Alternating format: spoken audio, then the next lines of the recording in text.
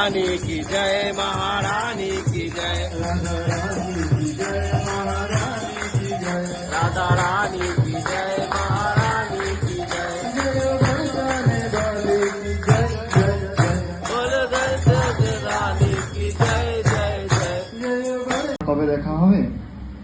তো মেহেন্দি করে দিয়েছে, সবকিছু দিয়েছে। এবার দিয়ে যখন ফিরে যাচ্ছে, বর্ষানাতে যাওয়ার আগে একটি জায়গা আছে পিলি পুকুর বলে, যারা বৃন্দাবনে যাবেন বা গেছেন দেখতে পারেন পিলি পুকুর।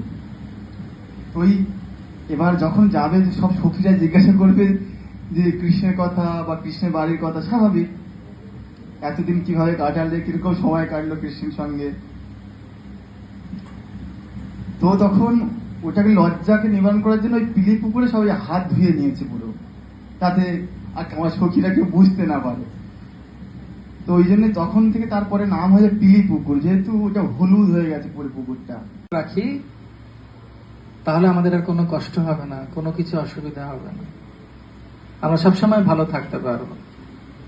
তো সেই জন্য আজকে এই শ্রীমতী রাধারানীর বিশেষ আবির্ভাব তিথির মহা মহোৎসব আনন্দ উৎসব হচ্ছে। এবং এখানে রাধারানীর কাছে আমাদের একটাই প্রার্থনা করা উচিত, যাতে শ্রীমতী রাধারানী আমাদেরকে সেই কৃপা দেন যে আমরা যেন কৃষ্ণকে নিয়ে সন্তুষ্ট থাকতে পারি।